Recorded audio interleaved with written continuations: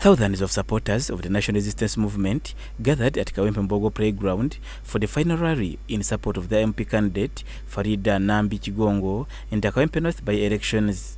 The rally was graced by President Yoweri Kaguta Museveni, who attended as the party chairperson.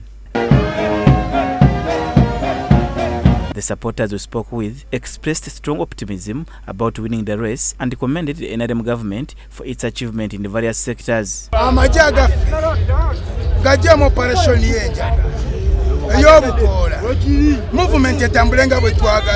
know Nambi and I'm supporting Nambi.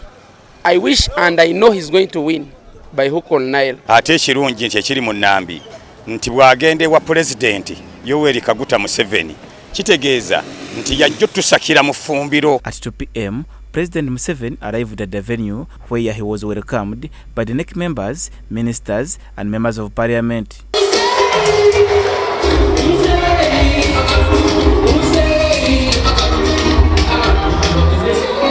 In her address to the President, the Prime Minister of Uganda, Right Honorable Faridah Nambi, highlighted the many challenges the people of Kawempe North are facing and appealed for his intervention.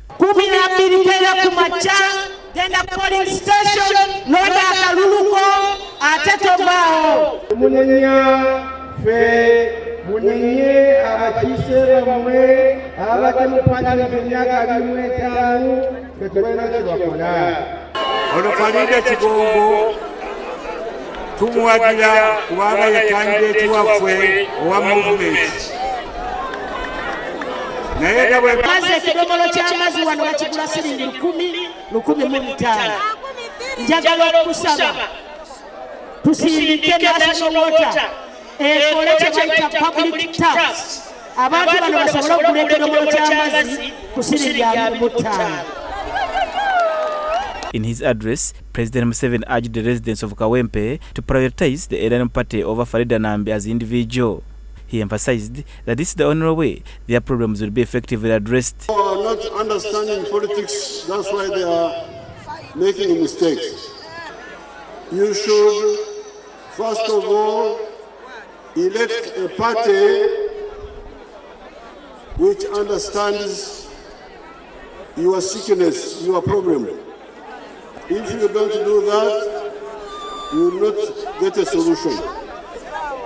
Don't look at Nambi, look at the party first. Museveni challenged the residents to vote for Nambi in order to bridge the gap between the government and the people of Kawempe. According to Museveni, the many challenges facing the people of Kawempe, including poor drainage systems, inadequate health care, water and education, can be addressed by placing that trust in the NRM. We need a member of parliament who is working well with the NRM. n'olw'ensonga President ababasaba nti nga mwagala okunogera ebintu eby'eddagala, ensonga y'amazzi, ensonga ya kaabuyonjo, ensonga obuntu obutonotono obwetaagisa ng'ate bukulu nnyo mu nnyumba zammwe, mulonde memba wa parliament amugatta nammwe asobole nga olujegere mwe luyita okukola ku bizibu byammwe. That's why, therefore, today I have come here to present Faridah Nambi to you. He also criticized them for consistently voting for the opposition during every election season. Museveni concluded by reminding the people of the various government programs aimed at poverty eradication, reiterating the government's commitment to stand with the people of Kawempe North throughout their journey. We use the entire money, the PPM money, create a ky'obugagga, that is yours. Era bw'okozesa ensimbi ze batuwe ezo ez'ensigo ez'entandikwa eza PPM, esente z'ozikozesa bulungi ne weetandikirawo akalimu akayingiza ssente awakaawo, ekyo nakyo kikyo gwe ne famire yo. And if you get a skill, that skill is yours. The president later handed over the NRM flag to Faridah Nambi as the party's solo candidate in the Kawempe North by-elections. He also assured the people of Kawempe that there would be sufficient security on the voting day. The party flag bearer Faridah Nambi expressed her gratitude to the president, the NRM party and the people of Kawempe for the confidence they had placed in her. She promised to deliver her best if elected on 13th March 2026. Abantu ba Kawempe North baagala oyogereko ku by'okwerinda bannaffe abali ku opposition bagenda basaasanya obutambi nga butiisatiisa.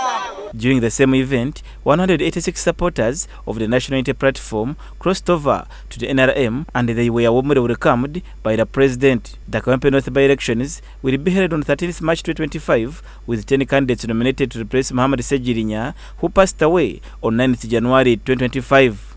Story compiled by John Baptista Humuza for Church of Uganda Family TV, News at 8.